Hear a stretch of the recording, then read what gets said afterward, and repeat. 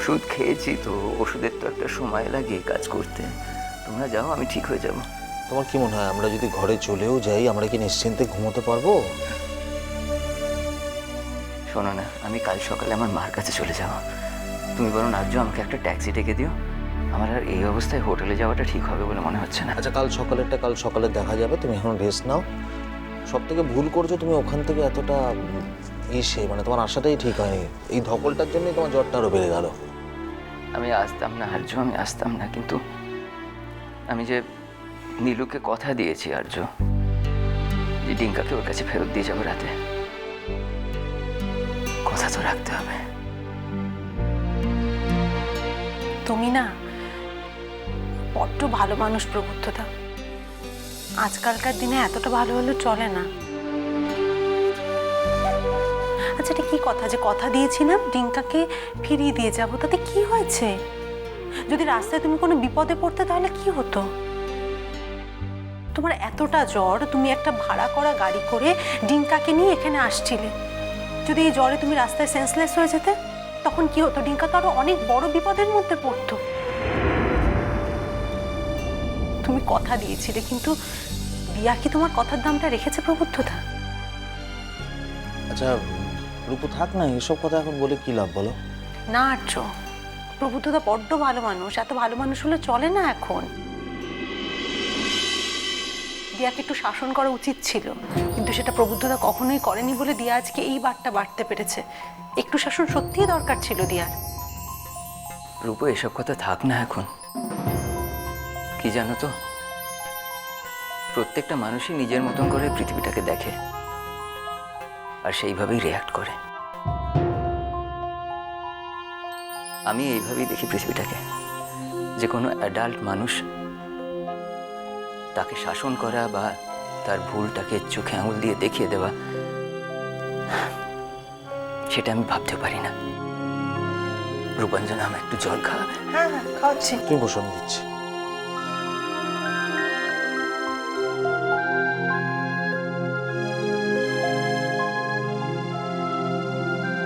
কেন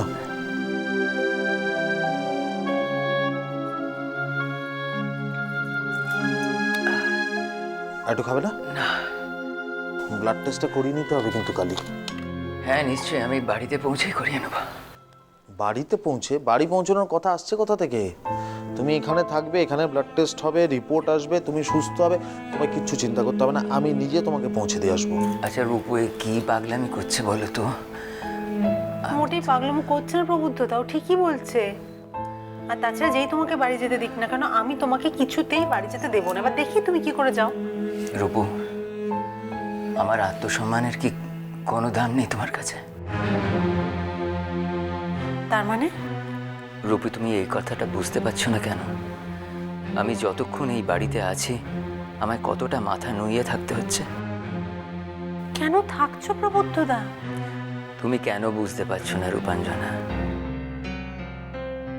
এই বাড়িটার পরিচয় আমার কাছে একটাই, এটা তো নীলাঞ্জনার বাড়ি।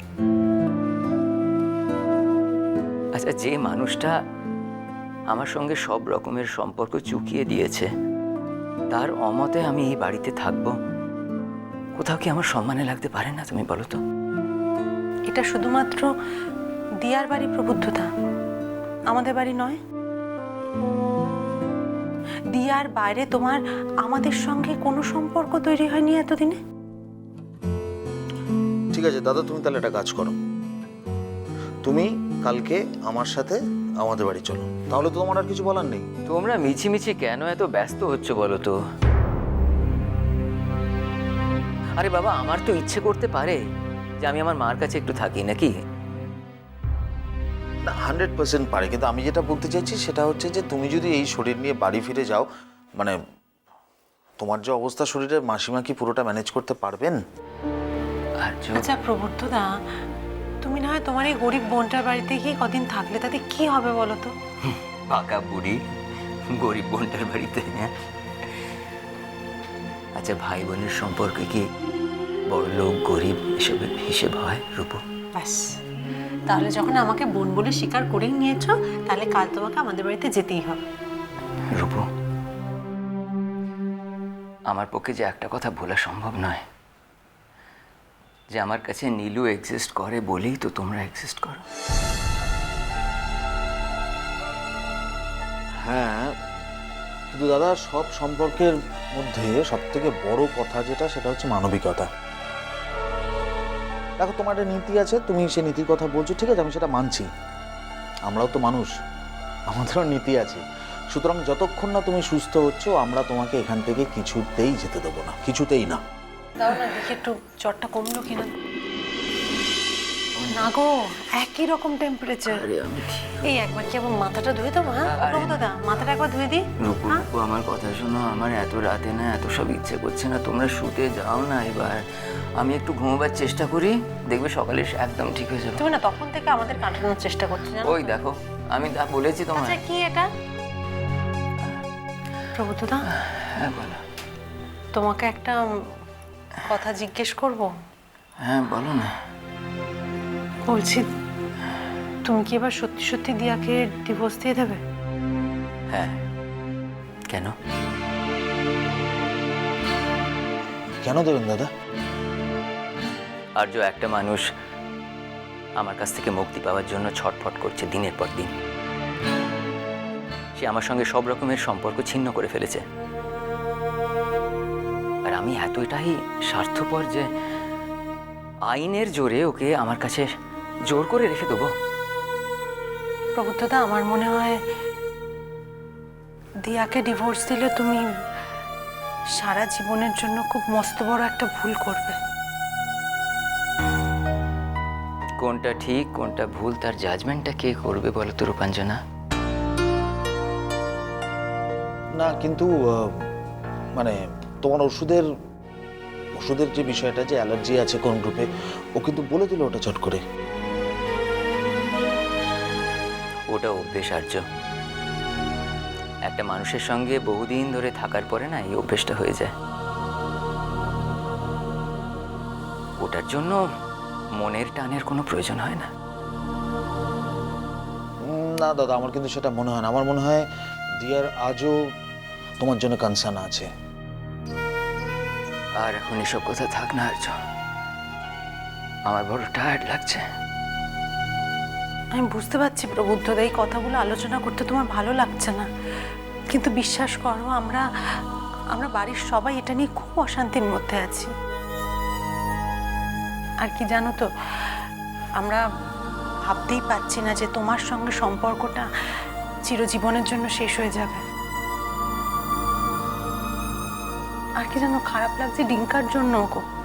ডিঙ্কার কি দোষ আছে একবার বলতে পারো? ডিঙ্কা তো চাইবেই সবসময় যে ওর বাবা আর মা দুজনকে একসঙ্গে পাবে, একসঙ্গে থাকবে ওদের সঙ্গে।